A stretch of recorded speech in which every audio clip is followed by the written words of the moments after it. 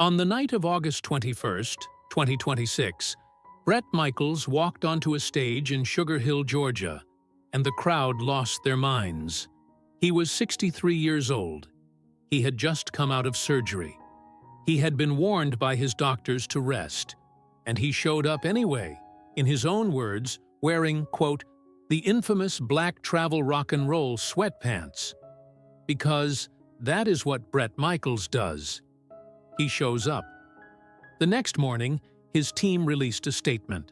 Doctors and paramedics had evaluated him immediately after the show.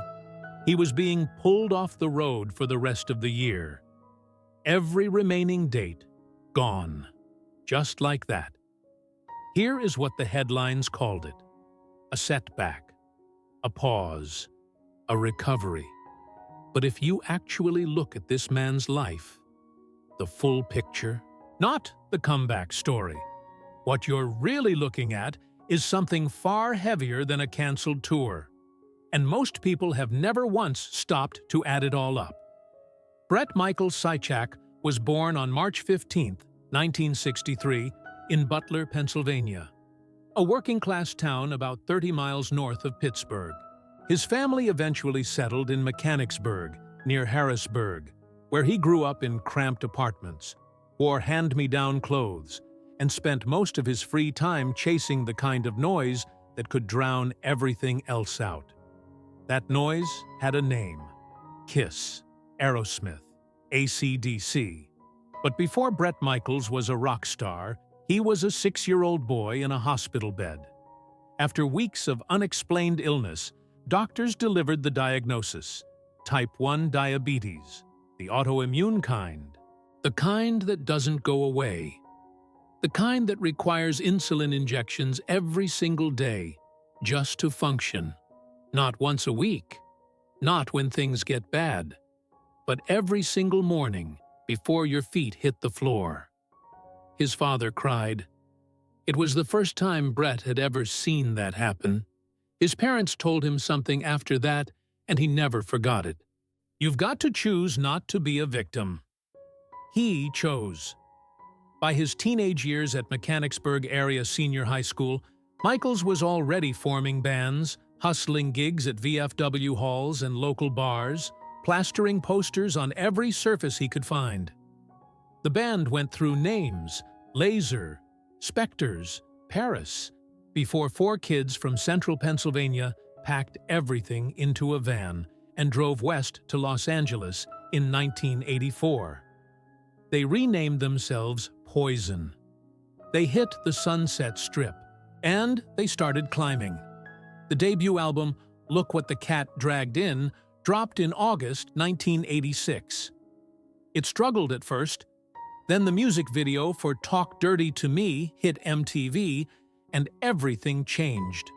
Poison landed 10 entries on the Billboard Hot 100 Top 40 over the following years, 6 of them in the top 10. And then came Every Rose Has Its Thorn. Number 1. December 1988. Written in a Dallas laundromat, on a payphone, after Michaels heard a male voice in the background when he called his girlfriend. 65 million albums sold worldwide. A generation defined. That is the myth. Now here is what was always running underneath it. Here is something that never made the highlight reel. In 1984, while Poison was still finding its footing in Los Angeles, Bret Michaels collapsed on stage at Madison Square Garden. He had gone into insulin shock mid-performance. When he woke up in the emergency room, the medical staff assumed he was a heroin addict. That was the world's first real look at what type 1 diabetes actually does to a body under pressure. And nobody outside his inner circle was paying attention. They weren't paying attention in the 90s either, when Michaels was racing friends in a Ferrari, lost control, and hit a telephone pole. Broken nose, several fractured ribs. He recovered, kept going. The 2000s brought a new chapter and a new audience. Between 2007 and 2009, VH1's Rock of Love with Bret Michaels ran for 3 seasons and turned him into a reality television phenomenon. The show pulled millions of viewers per episode. His face was everywhere. The bandana, the sunglasses, the grin that suggested nothing could touch him. Then came the night of June 28, 2009. The Tony Awards. Poison performed Nothing But a Good Time with the cast of Rock of Ages, and as the number ended, a piece of the stage set swung down and struck Michaels in the face. Fractured nose, busted lip. He walked it off, told reporters there would be no lawsuit, said he was taking the high road. 9 months later, he was in an ICU.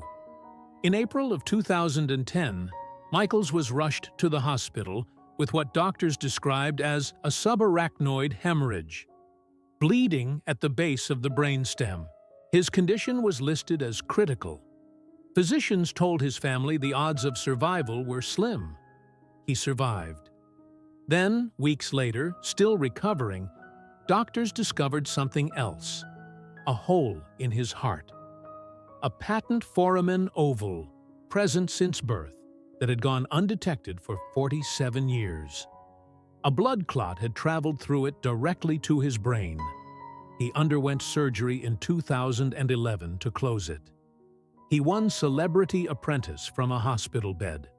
Still weak, still in recovery, Donald Trump handed him a check for $250,000 for the American Diabetes Association. The crowd cheered. The cameras rolled. But here is the question nobody thought to ask at the time. How many times can one body take a hit before the comeback stops being a comeback? After the brain hemorrhage, after the hole in the heart, after the surgery and the ICU and the slim odds, Bret Michaels did what he has always done. He went back on the road, not after months of rest, not after a quiet year of rehabilitation. He went back on the road as fast as his doctors would allow, and then sometimes faster than that, because that is the only version of Bret Michaels that has ever existed publicly. The one who shows up, the one who pushes through, the one who chooses not to be a victim. And for years, that narrative held. But look at the actual timeline, and a different picture emerges. 2013. Michaels is hospitalized again before a concert in Manchester, New Hampshire. Severely low blood sugar. Rushed off stage. 2014. Kidney surgery. In and out of 6 hospitals over 2 weeks. His guitarist, Pete Evick, confirmed the details publicly. 2022. Hospitalized before a show in Nashville. Details kept private. And then 2026. A kidney stone that would not pass for 7 days while Michaels kept performing anyway. 3 shows in Charleston, West Virginia. Grantville, Pennsylvania. A private show at Fairchild Air Force Base in Spokane for veterans and active duty military. He played all 3 with a stone tearing through his urinary tract. The morning after the Spokane show, he was admitted to the hospital. Emergency surgery. A ureteral stent placed. Weeks of recovery ordered. He took 3 weeks. Then he announced he was coming back. On August 21st, 2026, he posted on social media that he was, quote, so excited for his first show back. He mentioned the sweatpants. He promised 100% of everything he had. The show lasted 1 night. Doctors and paramedics evaluated him immediately after he came off stage in Sugar Hill, Georgia. The verdict was immediate and unambiguous. He needed to stop. All remaining 2026 dates, the Mountain Music Festival, private events, everything, canceled within hours of that single performance. So here is what you have to ask yourself. At what point does the refusal to stop become the story itself? There is a version of Bret Michaels that never made it onto Rock of Love or Celebrity Apprentice, or any of the stages he has been dragged off of over the decades. It starts in a hospital room in Mechanicsburg, Pennsylvania, when he was 6 years old. His father standing at the bedside, crying. The boy watching it happen and understanding for the first time that his body was going to be a lifelong negotiation. 5 insulin injections a day, blood sugar calculations before every meal, every performance, every hour on a tour bus in summer heat. Type 1 diabetes does not pause for sold-out shows. It does not care about contractual obligations or fan expectations or the fact that 65 million albums have your name on them. It is there every morning, without exception.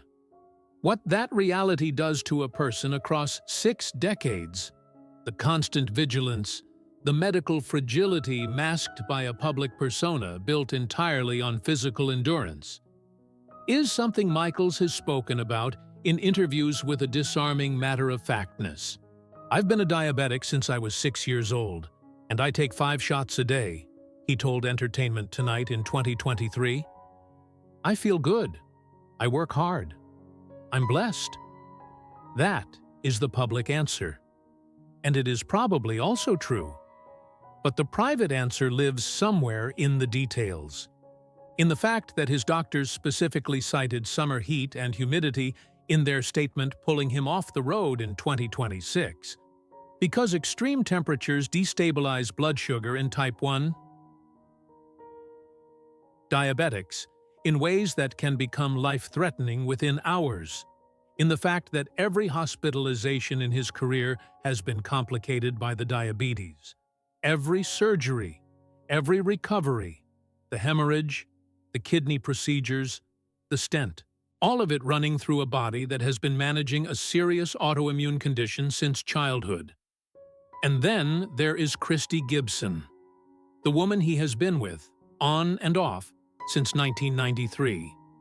The mother of his 2 daughters, Reine Elizabeth, born May 20th, 2000, and Georgia Bleu, born May 5th, 2005. The woman he proposed to on national television in 2010 called off the engagement 2 years later and never fully let go of.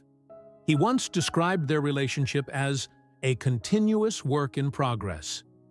3 decades, 2 daughters, 1 engagement that dissolved and somehow didn't end the story. What does it mean to spend 30 years loving someone from the road, from hospital beds, from the other side of a medical crisis you weren't sure you'd walk out of? Only Bret Michaels and Christy Gibson know the full answer to that. Here is the thing about Bret Michaels that the tragedy framing always misses. He knows exactly what he is doing. This is not a man in denial about his body. This is not someone who genuinely believes he is invincible. After a brain hemorrhage with slim survival odds, a hole in the heart discovered at 47, a kidney stone endured through 3 consecutive performances, and a comeback show that lasted exactly 1 night before doctors shut it down. Bret Michaels is not operating under any illusions about what his body is and what it costs to keep it on a stage. What he said on social media the morning of August 21st tells you everything. Quote, "I may have just chosen to go sooner than I should have." Not denial, not bravado. A clear-eyed acknowledgement that he made a choice, understood the risk, and made it anyway. That distinction matters, because the story of Bret Michaels is not the story of a man destroyed by bad luck. It is the story of a man who was handed a serious chronic illness at age 6, told by the medical establishment what his limits were, and spent the next 57 years negotiating those limits on his own terms. Sometimes brilliantly, sometimes recklessly, always on his feet. Poison has sold 65 million albums worldwide. His solo record, Custom Built, hit #1 on Billboard's Hard Rock chart. He raised $250,000 for the American Diabetes Association from a hospital bed while winning Celebrity Apprentice. He has been a diabetes awareness advocate for decades, using his platform to fund research and speak publicly about a disease that most people only understand in the abstract. And he is still here. At 63, with a ureteral stent, with a body that has absorbed more medical emergencies than most people will face in 3 lifetimes, Bret Michaels posted a statement after Sugar Hill that read, "We will come back better than ever." Maybe he will. He has before. But here is the more honest version of that sentence, the one that his entire life has actually been saying all along. He will come back. The cost of that return is something he has always been willing to pay, and something the people who love him have always had to watch him pay. That is not a rock and roll myth. That is a 63-year-old man from Mechanicsburg, Pennsylvania, still choosing not to be a victim. Every single day. Bret Michaels never asked for sympathy. That much is clear from every interview, every hospital statement, every social media post written from a recovery room that somehow still managed to sound like a man planning his next show. And that is precisely what makes his story worth understanding properly. Because what you are actually looking at, when you step back from the canceled dates and the medical bulletins and the comeback that lasted one night in Sugar Hill, Georgia, is a 6-year-old boy who was told his body would always be working against him, who watched his father cry at a hospital bedside, who was handed a philosophy by his parents that he has never once put down: choose not to be a victim. He carried that through brain hemorrhages and strokes and holes in his heart, and kidney stones played through on a live stage. He carried it through 30 years with a woman he couldn't fully commit to and couldn't fully walk away from. He carried it through every hospitalization that the headlines reduced to a footnote between tour dates. At 63, the body is sending a different message than it did at 23. The question is whether Bret Michaels, the only person who has ever been able to make that call, is finally ready to hear it. Drop a comment below. Did you know how deep this story actually ran? Because most people didn't. If this hit different, like and subscribe, because we've got more real stories behind the headlines coming every single week.